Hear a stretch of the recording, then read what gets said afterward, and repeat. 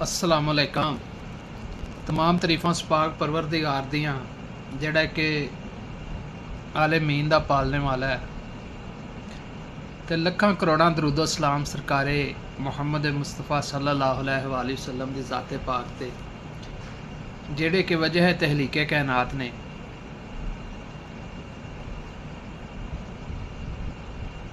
एक इलाका सी ते उंदे विच ना हर साल एक दे आंदा सी, यानी कि जिन्न,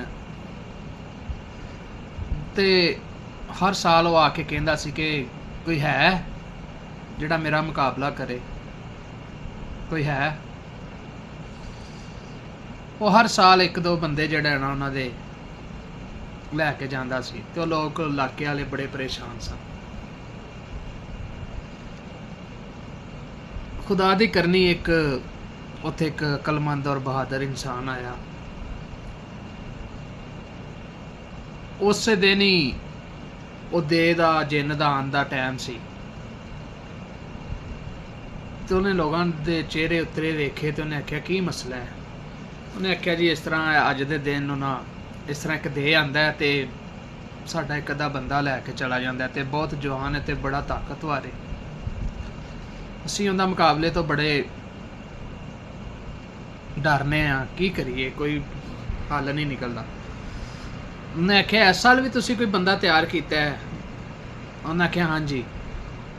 मैं किहड़ा बंदा? उन्हें बंदा दिखाया तो नहायत ही कमज़ोर जिहा, बिल्कुल कमज़ोर, वेखण नूं लगे कि मुकाबले दे काबिल ही नहीं है, आम बंदे नाल नहीं लड़ सकदा।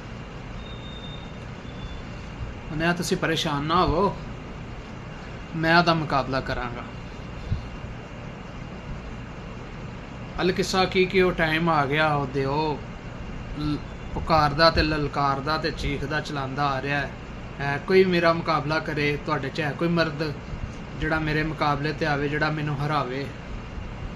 उधरों अल्लाह दा बंदा निकलिया, बहादुर आदमी।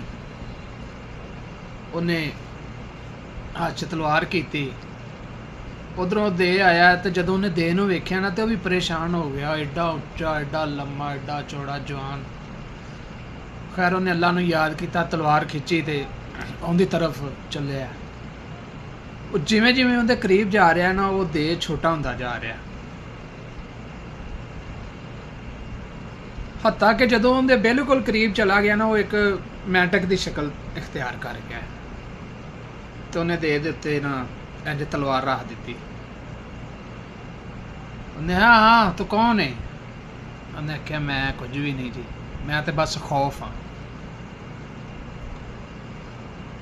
ते मकसद है कि खौफ जिहड़ा ना इंसान का सब तो वड्डा दुश्मन है।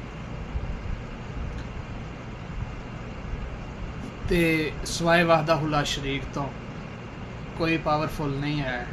इंसान अशरफुल मखलूकात है, तो लिहाजा वाहदाहुल्ला शरीक तो अलावा किसी का खौफ नहीं दिल च होना चाहिए।